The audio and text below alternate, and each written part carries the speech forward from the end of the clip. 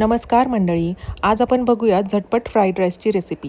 यासाठी मी पाणी उकळून घेतलं, त्यामध्ये सगळे गरम मसाले टाकले, चवीपुरतं मीठ टाकून घेतलं आणि गॅस मोठा करून पाण्याला अजून एक उकळी येण्याची वाट बघू लागले।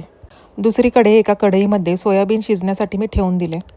मग दुसऱ्या पातेल्यामध्ये जिथे पाणी उकळत होतं त्यामध्ये मी धुतलेले तांदूळ टाकले।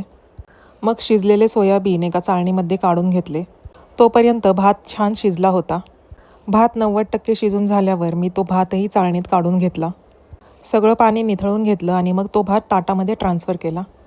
भात थंड होत असताना मी त्यामध्ये खायचा थोडा कलर घातला होता। तुम्हाला नसेल घालायचा तर तुम्ही नका घालू। त्यानंतर एकीकडे कोबी चिरून ठेवला। त्यानंतर पातेल्यामध्ये तेल गरम करायला ठेवलं आणि त्यामध्ये जिऱ्याची फोडणी दिली। मग उभा चिरलेला कांदा त्याच्यामध्ये घातला आणि छान परतून घेतला। कांदा छान परतून झाला ना की तुम्ही त्याच्यामध्ये soya sauce, chilli sauce, tomato sauce टाकू शकता, पण माझ्याकडे नव्हते म्हणून मी ते टाकले नाहीत।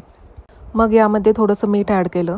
चिंग्सचा फ्राईड राईस मसाला असेल ना तर तुम्हाला काहीच टाकायची गरज लागत नाही, पण आज माझ्याकडे तो मसालाही नव्हता, काहीच अवेलेबल नव्हतं, म्हणून मी आलं लसूण पेस्ट जरा जास्त ॲड केली।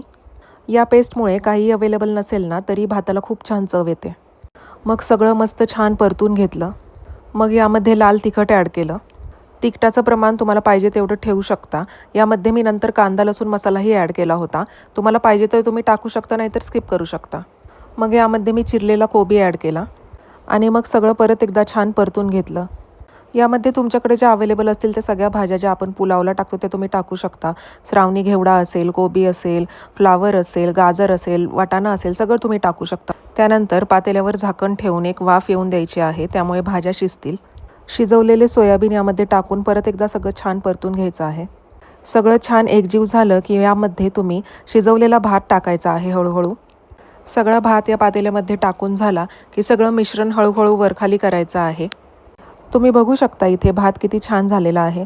तुमच्याकडे जर सगळ्या प्रकारच्या भाज्या असतील ना तर या भाताला अजूनच छान चव येते आणि दिसायलाही भात छान दिसतो। हा भात लहान मुलांना तर खूप आवडतो आणि सगळ्या भाज्या पण त्यांच्या पोटात जातात। पातेल्यावर झाकण ठेवून एक वाफ काढून घ्यायची आणि मग झाला तुमचा भात तयार। तर मग तुम्ही पण ही रेसिपी नक्की करून बघा। थँक्यू।